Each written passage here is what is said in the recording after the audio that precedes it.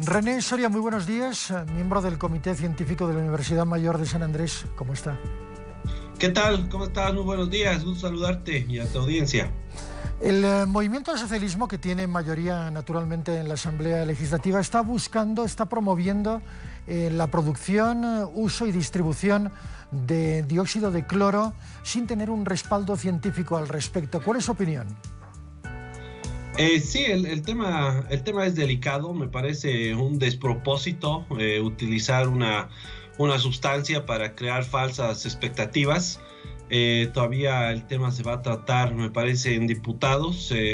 Esperemos que se invite a la gente correcta, a realmente expertos que expliquen a los legisladores cuál es la diferencia entre un testimonio y evidencia científica sólida, y de que es un inicio el tema de que no se tiene que hacer daño en medicina. Y esta sustancia es sumamente peligrosa y los efectos adversos son potencialmente mortales. Entonces, creo que todavía estamos a tiempo de rectificar y esperemos que el tema se mantenga en una discusión estrictamente técnica y no se politice y ni tampoco se caiga en presiones de grupos que han sido engañados y estafados por los que yo llamo los mercaderes de la salud, ¿no? Que han sido muy hábiles en mostrar supuesta evidencia, la cual no tiene asidero cuando uno observa la metodología ni lo que se espera. ¿En algún momento se ha hecho alguna consulta al Comité Científico de la UMSA de parte de la Asamblea Legislativa? No que yo esté informado. ¿Y algún otro comité científico que esté operando, que esté trabajando en el país en relación al COVID-19 y a la pandemia? La verdad que no sé, no he revisado la lista de expertos, si es que lo han hecho, de consulta.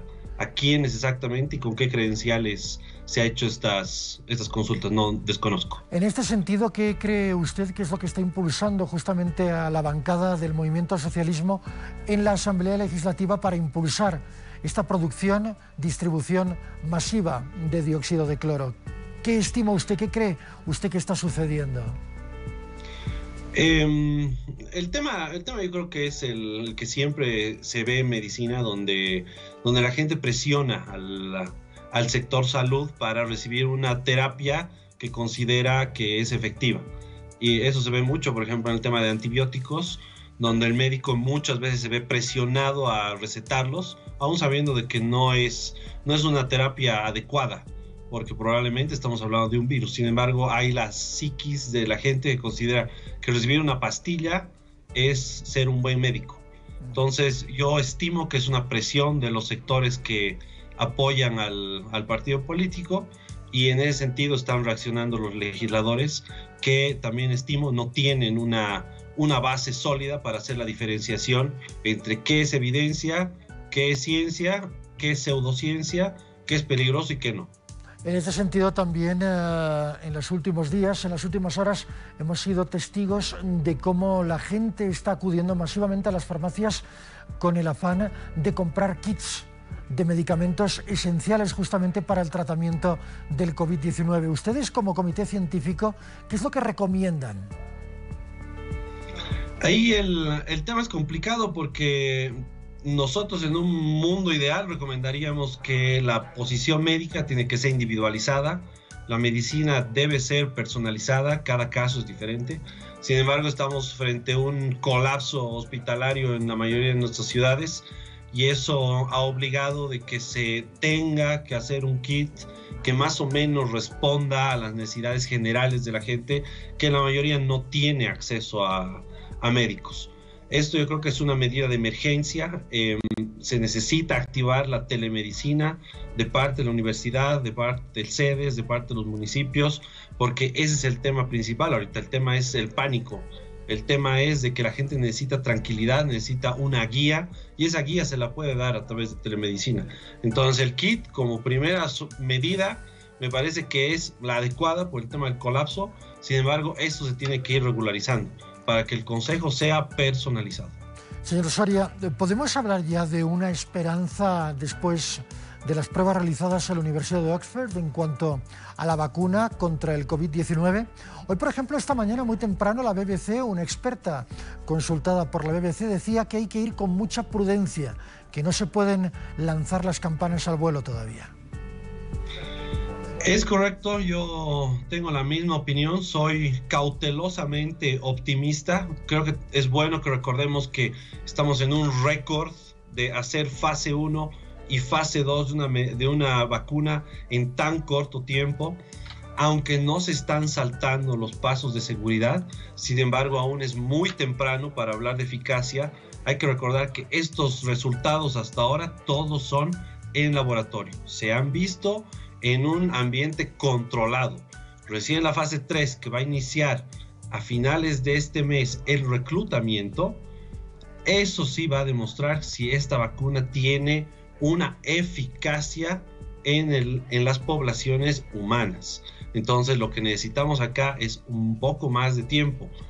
Estas fases generalmente duran un año cada una, pero estamos en un tiempo diferente, estamos en un tiempo de pandemia. Entonces hay más gente haciendo y garantizando que la seguridad, principalmente estas vacunas, sea aprobada. Parece que es suficientemente segura, también despierta al sistema inmune. Sin embargo, esto todavía no significa nada. La fase 3 es la que define si una vacuna es efectiva o no es efectiva. Esta fase todavía no ha comenzado. Sin embargo, esperemos los resultados, vamos viendo en estos meses cómo va, pero como le digo, cautelosamente optimista. Y también hay que recordar de que muy probablemente estas primeras vacunas no sean las más efectivas. Entonces, esto va a ser, es mi pronóstico, de que estas primeras vacunas cuando salgan van a ser utilizadas como emergencia para las poblaciones más en riesgo, personal de salud, policía, las poblaciones vulnerables, y en esas personas vamos a entender mejor el perfil de salud, las dosis que necesitamos diferentes para poblaciones, por ejemplo, adultos mayores, que por ejemplo con la influenza, la dosis y la fórmula es distinta en comparación a la que reciben los jóvenes. Entonces esta vacuna está siendo probada en poblaciones jóvenes. Eso también es bueno que la gente lo sepa. Es distinto en muchos casos las dosis para adultos mayores. Sin embargo, habrá que ir probando y ir testeando esta vacuna. Y además el tema de la escala es impresionante. En la historia de la humanidad hemos creado 1 billón de vacunas. Ahora necesitamos aproximadamente 4 billones. Entonces es todo un desafío que todavía no sabemos si lo vamos a lograr. Se ve que la industria está invirtiendo en fábricas en estos momentos con vacunas que todavía no han probado efectividad. Pero esto va a ser una pérdida de dinero si es que no da la vacuna, no una pérdida en seguridad o en perfiles de efectividad, lo cual es muy bueno. Entonces vamos viendo, todavía son buenos augurios, pero sin embargo necesitamos más información para garantizar que esto es efectivo realmente. Simplemente para complementar, hoy el medio de comunicación ruso Sputnik habla ya de un medicamento que podría tener efectos bastante positivos a la hora de contener los efectos del COVID-19. Pero bueno, todo entra en ese terreno, señor Soria, de lo que usted me estaba comentando, los avances científicos y la progresión de la enfermedad, la progresión de la pandemia. En particular, en Bolivia, ¿cómo la está viendo? ¿Estamos en una fase ascendente todavía en esa curva? ¿En qué periodo nos encontramos? Sí, las estimaciones que tenemos todavía es de ascendencia. La llegada de la meseta va a tomar todavía un tiempo, estimamos que más o menos un mes, pero hay que recordar que esa meseta va a mantenerse también mucho tiempo y la caída de los casos realmente se va a dar muy progresivamente. Entonces, lo que nosotros llamamos la nueva normalidad se tiene que establecer. Hasta fin de año al menos vamos a tener que mantenernos cuidándonos. Veamos qué pasa con la vacuna para ver el tema, pero lo más probable es que esa vacuna no va a ser 100% efectiva, no va a ofrecer esterilidad inmunizante, lo que significa es que una inyección y te olvidas, como la polio o la viruela. Esta va a ser una vacuna que muy probablemente va a necesitar refuerzos, veamos si va a ser anual, bianual, etcétera, pero el tema de la normalidad es un tema que se va a mantener porque las otras zoonosis tampoco se están deteniendo y el contacto humano con poblaciones animales nuevas van a ir que estas zoonosis y estas pandemias se hagan más frecuentes todavía. Entonces, esta nueva normalidad es lo que nos toca ahora vivir y es con lo que tenemos que establecernos más que todo. La prevención ahorita es clave y mantener las medidas de seguridad es algo primordial. René, ¿qué factores están incidiendo particularmente en la explosión de casos? No veo una explosión de casos. El tema es de que sigue ascendiendo a la velocidad que más o menos se tenía predecido. No olvidemos que toda la población boliviana es susceptible. Entonces, mientras hayan susceptibles, va a seguir aumentando los casos. Es difícil predecir exactamente qué es lo que está haciendo aumentar los casos. Mis hipótesis son el tema de que en general la gente está más reunida en interiores. Las oficinas en su momento son un peligro y un potencial caldo de cultivo.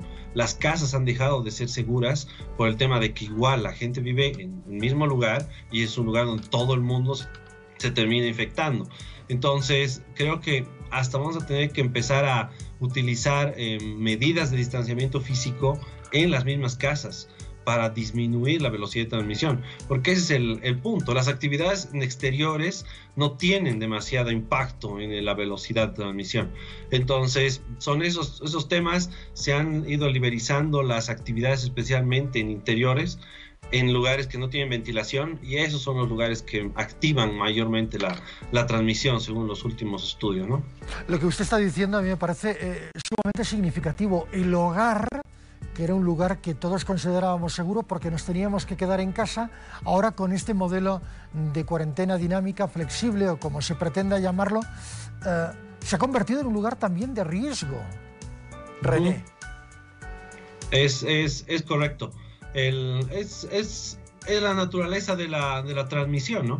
Todos los virus se transmiten mejor en un lugar donde está la gente cerca, donde está la gente junta. Y es por eso que en el invierno tenemos más casos de resfríos, de influenza, etcétera. Es porque la gente está en las casas cuidándose porque hay frío. Entonces, el tema de ventilación en estos momentos es crítico. Tenemos que ver cuál es la ventilación en nuestros edificios, que sea hacia el exterior y no haga recircular el aire. Es una locura que la mayoría de nuestros hospitales, por ejemplo, tenga aire recirculando. Entonces, eso se vuelve obviamente un lugar donde nuestros médicos se están infectando en mayor proporción, porque hay mayor carga viral en el aire.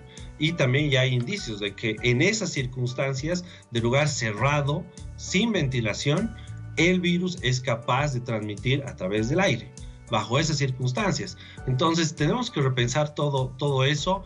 Como le digo, nuevos hábitos, nuevos comportamientos, especialmente en la casa, donde sea algo ya automático, el tema de ventilación, sea automático una persona que haya estado en contacto y se activen estas diferenciaciones de distancia y de que se aíslen a las personas que están saliendo a trabajar, por ejemplo. Entonces, también una reingeniería de las pruebas. Necesitamos pruebas que sean más rápidas. Exacto. Pruebas que con mucha frecuencia nos vayan permitiendo conocer quién es positivo y quién es negativo. Con esas pruebas vamos a poder abrir escuelas, por ejemplo. Se está discutiendo ya en Estados Unidos y en Europa pruebas que sean menos sensibles, pero que se puedan hacer con más frecuencia porque son más baratas. Exacto. Entonces, todo es toda una reingeniería que necesitamos ir pensando en estos meses, pero con mucha celeridad, porque cuanto más nos tardamos, más gente va a terminar muriendo.